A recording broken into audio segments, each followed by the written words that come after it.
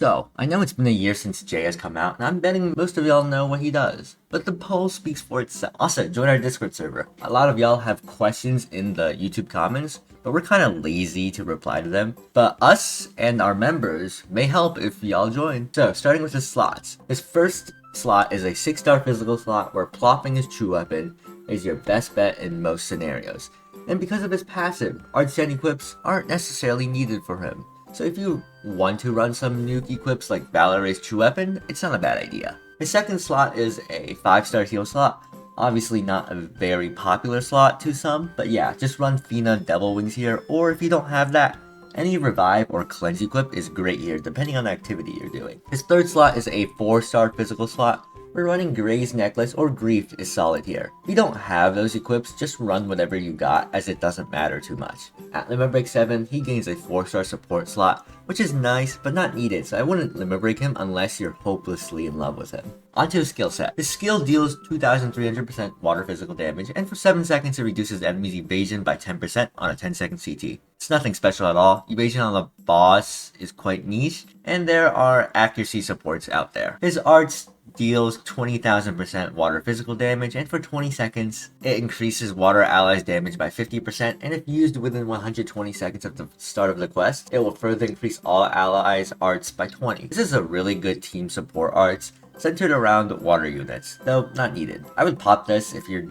doing a super art and normal art rotate with Jay. His true arts deals 70,000% water physical damage, and for 30 seconds he reduces enemies' damage res by 40%, and if used above 90% HP, it'll reduce damage res by 80% instead. If you look at the new Emperor or some other res down units, you might see this is a little low.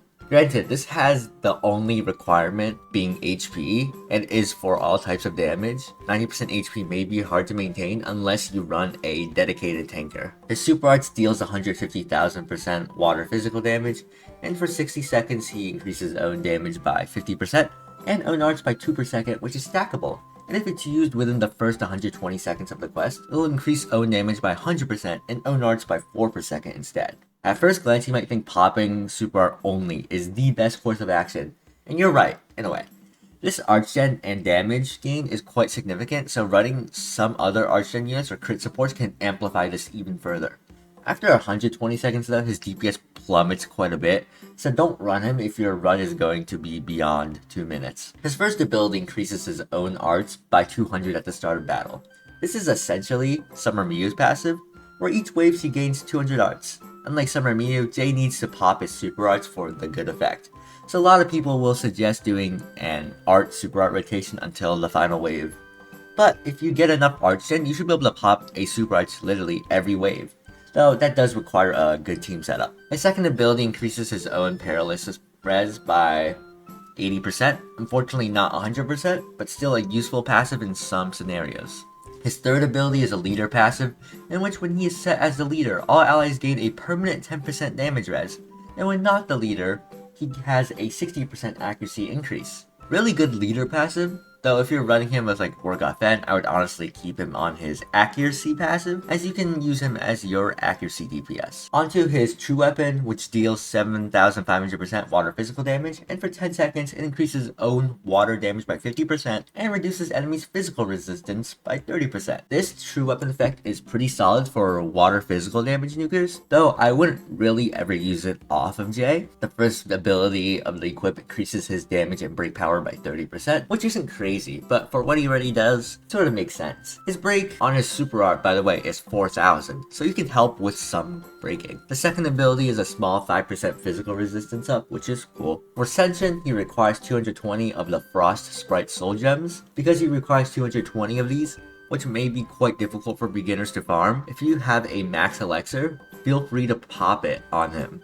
Make sure you limit break him to Thigh first before popping it though, for those sweet Tasman stats. As for Crest recommendations, it's quite simple for what you'd run on him. Attack up and either Promise of the Funeral God or Equip CT Recovery is solid. Some other nice ones include Crit Damage Up, Arts Gauge Up, Magic Circuit, Crimson Terror. These ones are a lot more niche though. For team recommendations, I would say anything works well with him. He's extremely self-sufficient with his 200 art per wave mechanic and self-stacking arts gen. I'd recommend beginners to obtain him as he'll help a lot if you struggle to gain arts. Though his best team is on the mono water human team with Hoka and Shiro, and eventually Holy Knight Roy. Overall, Jay is a more long-term version of Summer Miyu. Ultimately, Summer Miyu is better when it comes to farming, but Jay can still compete with his better self-sufficiency in no wave content. So if you didn't get Summer Miyu from the Fate collab, you can basically obtain another unit like her. The banner consists of Luana, Lila, Roy, and Watermelia, which isn't the best banner there has been. And if you want to know what Luana does, check out our Luana guide in our description. Though with the banner being quite mid and Holy Knight Roy right around the corner, I would only recommend doing your guaranteed summons and deluxe alch before saving. I would recommend skipping the true weapon banner as none of them are needed, and for Christmas equips, you could send a few multis at it though. Don't go all in though. Well, that about wraps up our guide on the start of the Blue Jacket saga. Looking forward to the next 3 parts, and peace!